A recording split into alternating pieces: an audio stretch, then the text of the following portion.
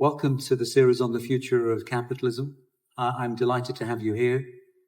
Force for Good today is actually talking to the UN Tech Envoy, Amandeep Gill. Amandeep, I'm delighted to have you here. Thank you very much. My pleasure, Ketan. Amandeep, why don't we begin with an introduction? You have this enormously important role, pivotal at this stage in history, because we're transitioning from the industrial age to the information age and the knowledge age. And you're the United Nations Envoy of Technology, reporting directly to the Secretary General. Tell us about that role and why it's there and what it's designed to do. Right. So my job is to translate the Secretary General's vision on technology governance and leveraging of technology for the UN's mandates into action. He set this up in 2021, this entity, and I joined in 2022.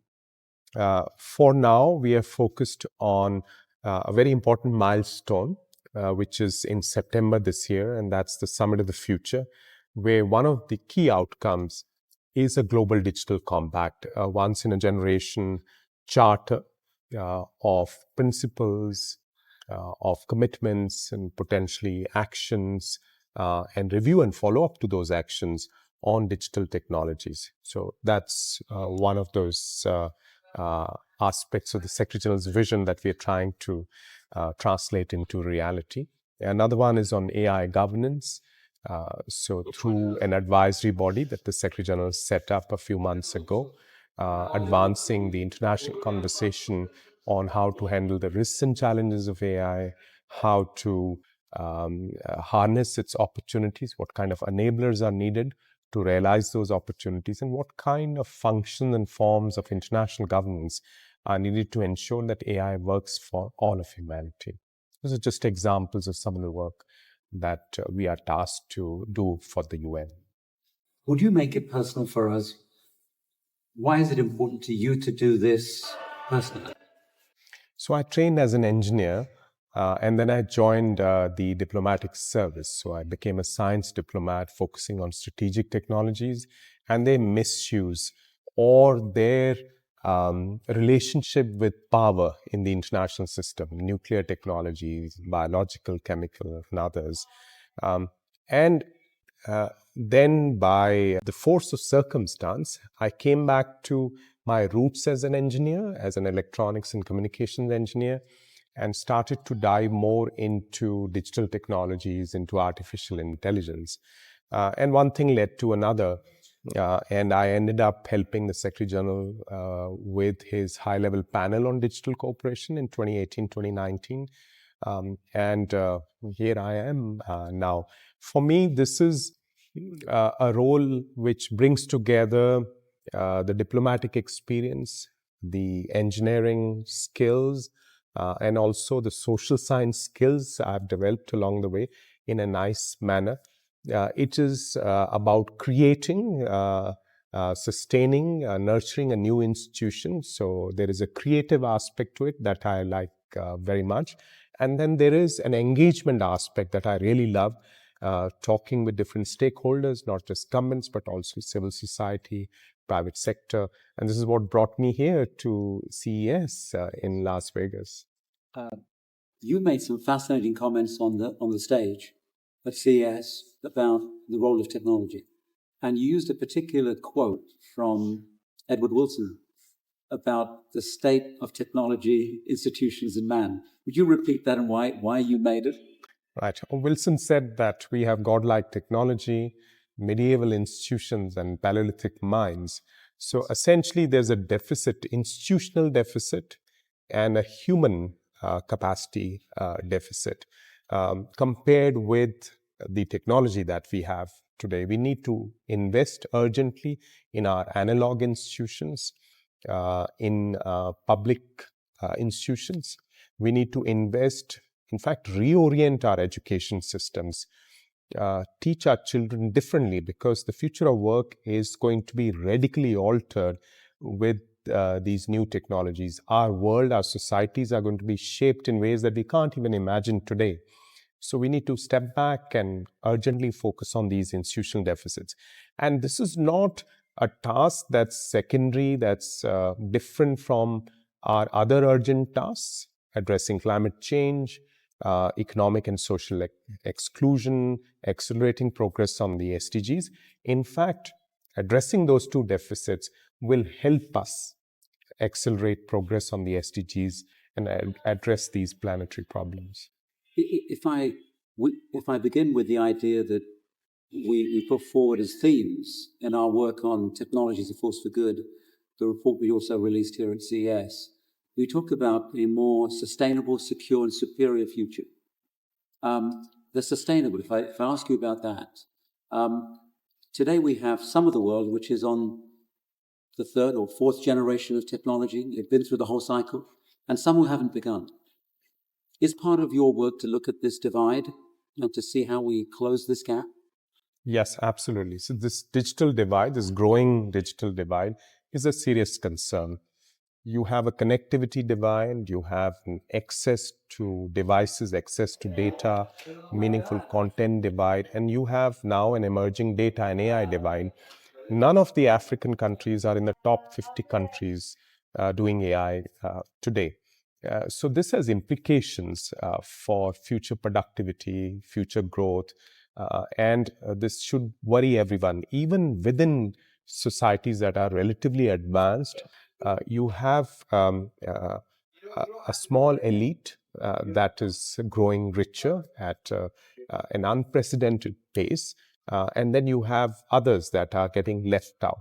So these kind of divides within and across borders should be an urgent issue. At the UN, certainly, the UN Secretary General is concerned about these issues.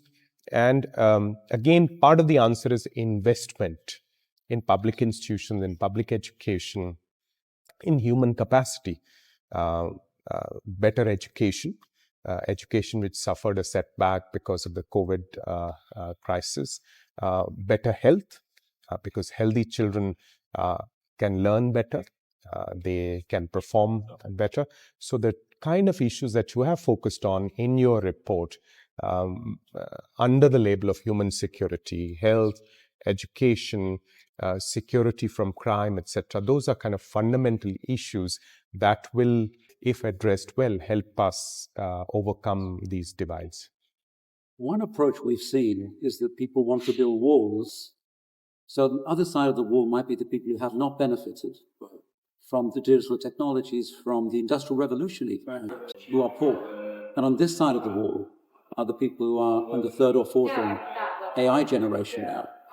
Is that possible? Is that wall possible to maintain? Yeah, that world is here today. So unfortunately, that's a reality. And I don't know if it's possible to maintain this world, but some people think that this is not really a concern, that eventually technology will spread and it'll do things, do good things automatically. But I submit to you that this is not going to happen automatically. It will require effort. It'll require us to invest in the human resource, require us to invest, if you're talking about AI, in data, in compute resource, in cross-domain collaborations. If you're talking about AI for agriculture, then AI experts have to come together with agriculture experts, farmers, and those who understand the changing ecology that we live in to come up with the right solution. So this is again something that the market system doesn't do automatically. So effort is required, collaboration is required. What effort are you able to put in place, given your position, to encourage this to happen? Do you talk to the top technology companies, the leaders of those businesses, other industries? How does that work in a practical sense? What can you do to really make a difference? Yes. Because Amandeep, I have a sense you're a man with a mission who wants something to happen, not just rules or policies or principles to be written. Yes, absolutely. So we talk to companies, I talk to leaders of companies and make these points. So the Secretary General meets with the leaders of these companies. He makes these points. And through our initiatives, the ones that I mentioned, the Global Digital Compact, the AI Advisory Body, initiatives such as the ITU's Partner to Connect initiative, we are reaching out to the private sector and inviting them to join us in accelerating progress on the SDGs and in addressing the digital divide. In the AI advisory body, so you have a truly multi-stakeholder composition. So several companies that are at the cutting edge of AI research and development are part of that advisory body. They are working with other members from governments, from civil society, from academia to craft language on policy recommendations for member states. So I'm very optimistic about the response that we've seen. Here also, meeting with colleagues from the private sector at this session that I address, you see a response, a positive response. I think industry wants to do well, but there are competitive pressures. There are certain incentive structures, and we need to make sure that we change those incentives so that it becomes easier for industry to work in the same direction as international institutions, as governments, etc. Let me take the next theme, the security theme, and AI. There are well-established rules as to now how we think we will control nuclear weapons, but they have been proliferated, and yet we still feel somehow we'll control them. But with AI, there isn't this set of rules. You referred to that also, and I'm glad actually we were able to invite you to come here to address this group at this important occasion about this. But tell us the difference. Why are there rules already for many types of weapons, but for AI as it's emerging, the alarm has been raised. Right. Is there a galvanization already? Right. And why is it not so urgent that already the rules are established? Or is it too soon? Right. So it was mentioned today that Oppenheimer was one of the founders of the CTA, this Of the World Academy of Art and Science. the World Academy of Art and Sciences. Yes. So here we are again talking about something very powerful. So at that time, nuclear science was the most powerful technology that humans had invented. Still is in some ways. It's one of those human-made artifacts that can destroy civilization. I don't think we are in a same position with AI yet, so we should keep an eye on it, but AI doesn't pose an existential risk of the kind that nuclear weapons present. So we should treat them differently, but there are certain similarities in terms of the responsibility of scientists and technologies, the responsibility of governments to put in place rules of the road, which in the case of nuclear weapons happened somewhat reluctantly and in response to crisis, the Cuban missile crisis, for instance, where the two superpowers nearly came to blows, nuclear blows. So we have an opportunity with AI not to repeat that, to be a little more proactive. At the very least, put in place something that can be accordioned in and out depending on the risk. So you need to keep an eye on the risk, on the direction of the technology. You also need to keep an eye on your institutional readiness to respond to this, monitor the impact, monitor incidents, etc. Innovation can go on, but you need to keep an eye on what does that imply for jobs, for misinformation, disinformation, for societal harmony, for human relationships, and so on. And when the need arises for us to kind of accordion control in the direction of something that is needed for a nuclear weapons type of a technology, then we should be in a position to do so. Today, it's not the case. Today, perhaps there are other entry-level functions that can be performed at the international level. And this is what the Secretary General's Advisory Body on AI has recently suggested in an interim report. They've looked at risks and challenges, opportunities and enablers, and functions and principles of international governance. Say, let's have a debate, and then let's see what kind of forms fit those functions, what kind of institutions are needed today or in the future to govern AI in a way that it doesn't pose those kind of risks to humanity.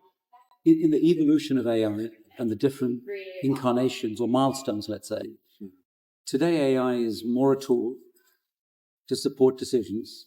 At some point, and already it's pushing against this boundary of being autonomous. And at some point, I assume we believe it will have more awareness or be more cognitively functional. And that's the point, I guess, at which you think it's a risk. Is that correct, or do you have a different framework in mind?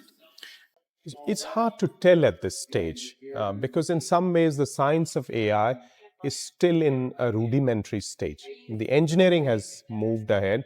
The LLMs are a result of some beautiful engineering. But the applications are proliferating. You see this at the CES as well. New kinds of assistants, new kinds of productivity tools. AI is getting into industrial manufacturing, getting into all kinds of consumer products. And some of this is fascinating. Yes. And is going to change things fundamentally. It's going to create tremendous opportunity. But we really don't understand, and we won't be able to predict what happens in 1 year from now, 2 years from now, and hence this need to keep things under watch.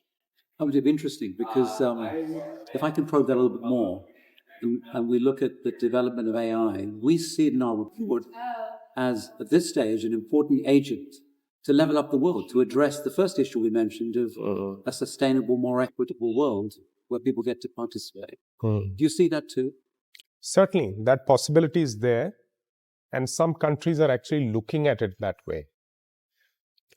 If you look at some countries in Asia, they see data and AI as a leapfrogging opportunity, just as they saw digital technologies, connectivity as a leapfrogging opportunity. But for a large number of countries, this appears like seems like science fiction. So we have to reduce this gap. Some of it is a perception gap that AI is doable, that you can address basic connectivity issues, basic digital infrastructure issues, while aspiring to develop a digital economy, a data AI economy. So I think this is part of the task that my office has, and also the responsibility of the advisory body, to convey in clear language that the opportunities are there. There are certain enablers that need to be put in place, and we better start on them now, not wait for, let's wait when the technology is mature and then I think it's serious. Yes. Even though the direction is not totally predictable, this leap in capability is serious. So we have to start.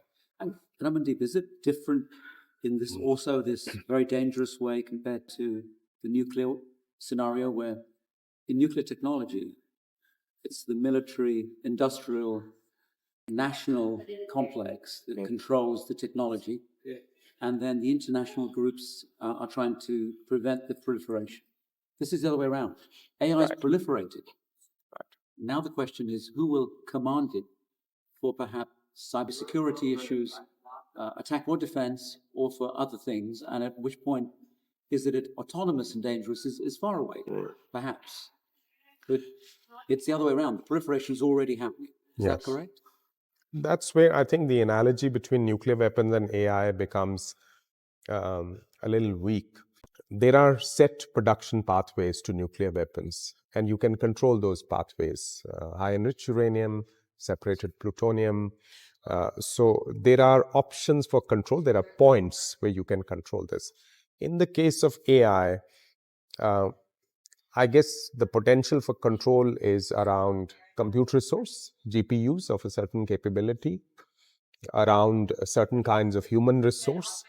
But the development of AI is so distributed and is happening largely in the private sector and is already spread across many countries. So in a sense, the genie is out of the bottle. And I don't think we are going to be able to control the proliferation of AI technologies the way we were able to control, within quotes, not fully, the proliferation of nuclear and other weapons of mass destruction related technologies. So a collaborative approach, a global approach will be needed. Potential rivals, actual competitors will have to work together. And international institutions offer new variety might be needed, or existing international institutions would have to be remandated, rewired to kind of help bring this international collaboration about. I don't know if you can set up institutions that have been set up for the nuclear domain or for biological, not so much biological, but for chemical weapons. Not today. Who knows? Understand. But your intention is clear in terms of trying to establish at least the ground rules, the principles, collaboratively and so on. If I take the third theme we have, which is how do we create a superior world using digital technologies? What are your views on that? How do we do that? Because arguably 2/3 of the world are not participants in the prosperity that the 1/3 enjoy. And some of those are in the global south. A lot of those are in the global south. Some of those live within countries, in certain regions of countries, on the outskirts of certain cities, even in urban areas. But how do we raise everybody with digital and create something far better? Right. So digital alone is not going to do this. Digital would be a very important accelerator, would be a very important enabler, but we'll still have to invest in very analog ways, in individuals, in communities, in institutions. So education, health, nutrition, related to health and well-being, economic systems, innovation systems that provide opportunities for everyone. The availability of capital, which has been, your area of study. So efficient capital markets, startup funding, VC funding. So those are the areas that matter a lot. Digital technologies can help with all of these, provided you harness them well, for which you need connectivity, you need going beyond connectivity, these digital public infrastructures that create innovation spaces, allow data to flow, government services to become accessible, financial system to become more inclusive. And you need skills. So not just STEM skills, but skills to kind of be able to operate in a digitized world. Whether you are a senior citizen or you don't have enough education, so basic skills as well as more advanced skills. So investing in those skills, reorienting our education systems would be important, and then investing in innovation at the junction of digital and some of these problem areas: agriculture, health, education, smart manufacturing, which will kind of lead. I mean, if it's public sector investment, then it should lead the way for private sector investment to come in, crowd in private sector investment. And if it's private sector companies leading it, then it should open the way for more startups and more, SMEs to come into that space. So this is how we can realize the digital opportunity. I don't think simply, wiring everyone to the internet, providing tablets in classrooms, they provide a kind of a temporary boost, but they really don't move the needle on the development indicators in a sustainable way. When you look across the world, and you're in a very privileged place at the UN where you can see so many of the initiatives happening, does something stick out to you, or a range of things stick out to you as the initiatives that countries or companies or others have taken where you think, that's fantastic? It's an example of creating something superior to society or community that makes a difference. I think there are several examples, and all successful examples have one thing in common. Some people in leadership positions across the public and the private sector have done that by design. Sometimes they've partnered with academia, with civil society. The India Stack, for example, it's an example of that kind of collaboration. In Bangladesh, you see a similar approach. The Digital Bangla program, where the time and the cost burden on citizens to access government services has been cut down drastically. So use cases, these service centers in villages have helped expand the space, the economic space for common citizens. In the Gulf region, you see countries using data in the public sector to address very interesting problems, societal problems, whether it is managed in the crowds at the holy places in the Kingdom of Saudi Arabia, or managing movement of people during the Football World Cup in Qatar. In Africa, you see very interesting use cases. Of course, there is the famous case of M-Pesa in Kenya, but in Rwanda and in Kenya, you see government services migrating to digital platforms more and more. In Brazil, you see financial payments through Pix. And so these examples are numerous. I think what we are trying to do in my office is to see if we can provide some common frameworks that allow governments to adopt some of these successful practices, but then own them, adapt them to context, and then build their own solutions rather than just to copy paste, whether it's digital public infrastructure, safeguards around that to ensure that these are safe, inclusive, sustainable, or it is managing the digital transformation in the sense of public sector capacity to work with the private sector, work with civil society, and have a kind of whole of government view on how the digital transformation is happening or should happen. Interesting. Very interesting, because you shifted from where we began, which was talking about the principles. Somewhere in between, you spoke about the mobilization as you speak to multiple stakeholders. And I think now you almost sound like an entrepreneur who is helping the transfer of knowledge and technology and seeing that have an impact. Am I reading that right? Is that all part of the role? It's a policy entrepreneurship in a sense. Yeah, definitely. Because my office is not an implementing organization. It is a policy office. We support the SG in his policy initiatives, perform an advisory function, and perform a catalyzing function for the UN system. And also, I think our biggest clients, if you want to think of us as a that kind of an entity, are the member states. So many of them are looking to the UN for guidance. There is a lot of hype. There's sometimes a lot of pessimism about technology.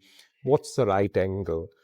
So it's our responsibility to be nuanced about this policy guidance. So that's the policy entrepreneurship side. Very nice. Thank you very much. Amandeep, bring it together. I know we're at the end of the time we have with you. And as I say, I want to thank you actually for coming all this way to see us. I'm glad we could invite you. And I'm glad CS have embraced you, and we'll be giving a speech at the closing event today too, which is fantastic.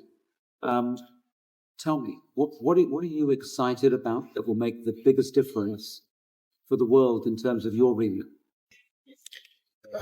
Look ahead for me first. Yes, and I want to kind of start with your report, and congratulations to the second report. The way you have presented these 19 technologies that could have the maximum relevance for the SDGs, I think that's very helpful, that's very useful, and I think this report should be studied widely. We're delighted to contribute, and we do it in the spirit and wanting to contribute to this answer. Thank you. And I think one thing that going around the exhibition today, talking to people at CES. One thing that's resonating across various areas of technology work is sustainability. The green economy, the circular economy, the energy transition. So it's heartening to see the number of companies that are getting interested in that, are thinking in kind of in strategic terms about that. And this is a space where the private sector alone or governments alone can't make a difference. They have to work together, because the policy space is moving, the technology is moving. We can bring them together, then we have the maximum impact. Thank you. Thank you very much. I'm grateful for you spending this time with us. It was really good My to hear you. pleasure.